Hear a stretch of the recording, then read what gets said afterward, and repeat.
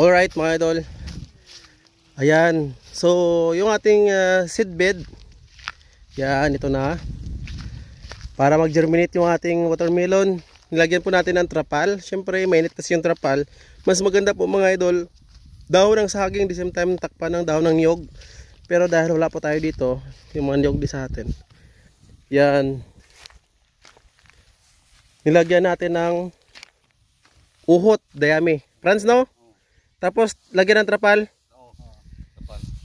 Tapos ilang araw siya buksan, Franz? 3 days buksan, germinate na siya. Tapos yung trapal, iangat na siya. Iangat na, parang atip na siya, no? Ayan.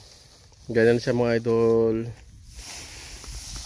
Ayan. Medyo nalit lang tayong paglagay, no? Minute na, no? Pero okay pa yon. Kaya pa. So yan siya mga idol, oh. Ayan. Alright. So yun yung ating seed bed. Nilagyan na ng uhot. The same time, lagyan natin ng trapal. Uy, may laga pa. Ay, daga. Lagyan natin ng trapal mga idol para hindi po siya direct bagsakan ng ulan. Tama ba, Mel? Hindi direct bagsakan ng ulan? Oo. Bakit kumabasa siya, Mel? Mapres yung lupa. Ha? Naugtan siya. Naugtan. Ang lupa? Kumabasa ulan? Kumabasa ng ulan, magsiksik ang lupa. Medyo mahirap na siyang tanggalin. Mahirap kang lumabas. Lumabas? Mahirap mag-germinate mga idol kapag compact yung lupa. Kaya dapat lagyan siya ng trapal para hindi po siya direct bagsakan ng ulan.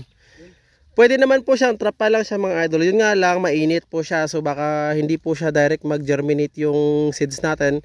Kaya para may mas malamig, nilagyan po natin ng dayami ng palay. Ganon din doon siya mga idol, oh.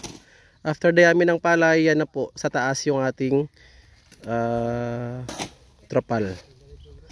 Yan. Ganyan lang po siya mga idol. 3 days po natin bubuksan yan. We will follow up you soon mga idol sa pagbubukas dito. Yan. And first time po namin gumamit ng plastic mulching. Sa mga nagtatanong bakit po may plastic mulching. So itong plastic mulching, ang pinaka first function talaga niyan is walang tutubo na damo sa punuan ng ating watermelon dahil plastic po siya. So ganun din dito, walang tutubo po siya. Yan, sa ilalim wala din pong tutubo kasi hindi po siya direct makakita ng sunlight, the same time dry. Yan, ganyan na siya, oh. Yan, andun yung ating mga kasama.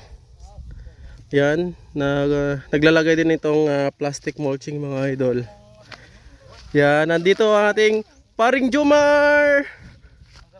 Hindi ka makita, nakaitim. Yan. Si paring Jomar. Kamusta? Okay kayo. Parang lumalaki na to, ah. Ha? Lumalaki na. Nagagamay gani. Gamay na ganyan. Gano'n na, kuyos na. Yan, si paring Jomar mga idol. Kasama natin dito din sa watermelon. Ayan. Anong masay mo, Mar? 39 ang presyo ngayon. Sana magiging 45 sunod. Huwag lang bumalik ng 20. Uy, ano na si Francis? Okay pa 20. Huwag lang 8. Hoy. Yan, at saka ito yung area natin. Yan, may flowing po tayo dyan. Abundant, unlimited water. Yan. Yan, sobrang linis. Safe na safe inumin mga idol. Unlimited water. You know? Flowing po yan siya dyan mga idol. Bukal po yan siya mga idol, bukal. So hindi po yan siya di makina. 24/7, 1 year, umaandar po siya. Tumutubod, dumadaloy po yan sa dyan. Yan, nandito yung ating area. Yan, kape na. Merienda na tayo, merienda. Alright. Tanghali na mga idol. Sobrang init. Shout out Yara. Marami ng ano ba? Dagta yung jacket ko ba, sana mabigyan tayo ulit. Sana mabigyan kayo ulit. 10 lang naman kami dito, Yara. 10 lang. 10 lang kami. Shout out Yara. Ayo, GR from Yara Philippines. Shout out. Si Sir GR ngayon nasa ano bata? Sa Luzon bata. Sa Luzon siya. Pero nakita ko nakaraan live niya nasa Marfil siya. Nagsali siya ng pandan. Shout out. Oo. Na ano siya ata, 45 kilometers na fun run.